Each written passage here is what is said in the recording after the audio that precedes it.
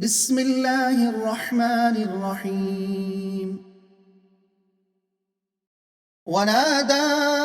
أصحاب الأعراف رجالا يعرفونهم بسيماهم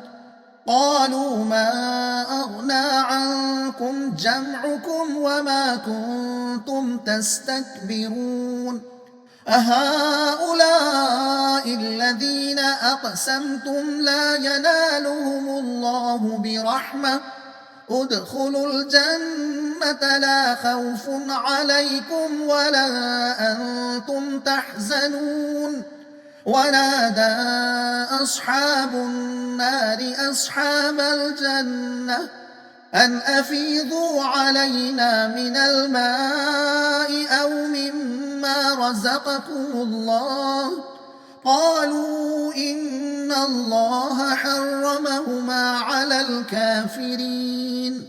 الذين اتخذوا دينهم لهوا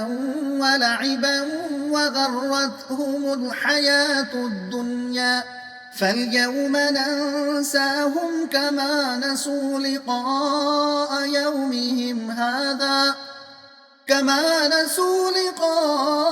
يومهم هذا وما كانوا بآياتنا يجحدون ولقد جئناهم بكتاب فصلناه على علم هدى ورحمة لقوم يؤمنون هل ينظرون إلا تأويله يوم يأتي تأويله يقول الذين نسوه من قبل قد جاءت رسل ربنا بالحق فهل لنا من شفعاء فيشفعوا لنا أو نرد فنعمل غير الذي كنا نعمل قد خسروا أنفسهم وضل عنهم ما كانوا يفترون. मज़मून दीन और आखिरत से गफलत का अंजाम हसरत व यास होगा।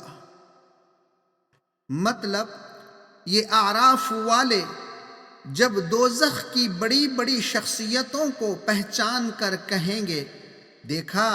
आज तुम्हारे दुनिया के साजो सामान तुम्हारे कुछ काम न आए, और जिन लोगों को तुम हकीर समझते थे वो आज जन्नत में हैं, और दोज़ख के लोग जन्नत वालों को पुकार कर कहेंगे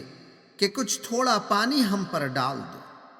और जो रिस्क अल्लाह ने तुम्हें दिया है उसमें से कुछ हमारी तरफ फेंक दो। वो जवाब देंगे, यह दोनों चीज़ें मुनकिरीन पर हराम कर दी गई हैं,